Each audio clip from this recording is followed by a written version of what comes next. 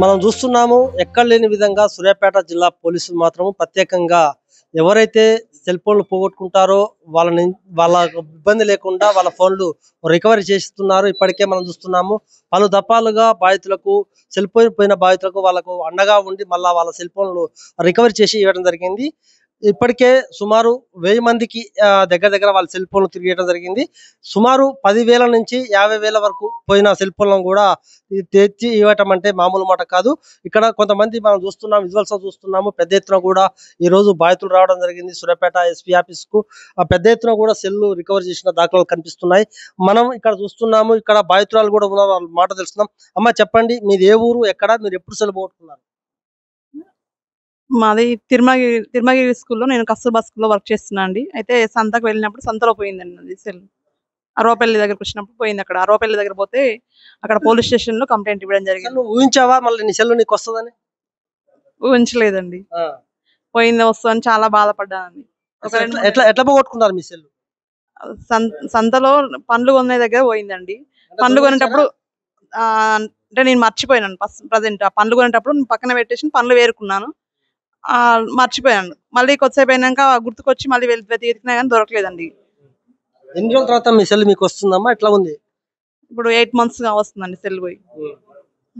ఎట్లా ఉంది ఇప్పుడు అనుభూతి? ఎట్లా మీరు? చాలా సంతోషంగా ఉందండి. ముఖ్యంగా మీకు ఇప్పుడు ఈ సెల్ మళ్ళీ 8 నెలల తర్వాత మీ సెల్ మీకు వస్తుంది కదా, అదే విధంగా సూర్యాపేట పోలీసు వాళ్ళ మీద అసలు మీ అభిప్రాయం ఏందమ్మా? అది మంచి సంతోషకరమైన, అంటే వర్కింగ్ బాగా వర్క్ చేస్తున్నారనే అభిప్రాయం వచ్చేసింది. మంచి వర్కింగ్. ఓకే, ఇంకా ఇప్పుడు ఇది సెల్ విషయాలే కాకుండా ఇప్పుడు బంగారం కావచ్చు, దొంగతనం కావచ్చు, లేకపోతే ఈ మధ్యన జరుగుతున్న సంఘటనల గురించి వాటి మీద మీ అభిప్రాయం, జిల్లా పోలీసుల మీద ఎట్లా ఉంది మీ అభిప్రాయం? వర్క్ చాలా బాగా చేస్తున్నారని అనిపిస్తుంది.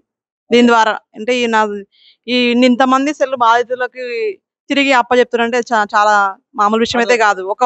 ఒకరి సెల్లు తీసుకోవడం దొరకడమే చాలా కష్టం. ఇంతమందికి కూడా అందరి మొహాలలో సంతోషాన్ని వెలిగించడం అనేది చాలా గొప్ప విషయంగా భావిస్తున్నాను.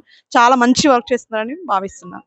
ఓకే, మనం చూస్తున్నాము బాధితురాలు మాత్రం ఆనందం వ్యక్తం చేస్తుంది. ఎందుకంటే 8 నెలల కింద పోయిన సెల్లే మళ్ళీ తిరిగి వచ్చిందంటే చాలా ఆనందం. ఎందుకంటే సూర్యాపేట పోలీసులు ఎక్కలేని విధంగా, తెలంగాణ రాష్ట్రంలో ఎక్కలేని విధంగా, అంటే తెలంగాణ రాష్ట్రంలో పోలీసులు సెల్లు రికవర్ చేస్తున్నారు, కానీ ఇంత పెద్ద ఎత్తున కూడా ఇప్పుడు రికవర్ చేసే దాఖలాలు కనిపిస్తలేవు. ఎందుకంటే మనకు మంత్లీగా సూర్యాపేట జిల్లా ఎస్పీ గారు దీన్ని ఒక ప్రోగ్రామ్ గా పెట్టుకోవడం జరిగింది. రాజశేఖర్ సార్ ఆధ్వర్యంలో పెద్ద ఎత్తున కూడా రికవరీ చేస్తున్నారు.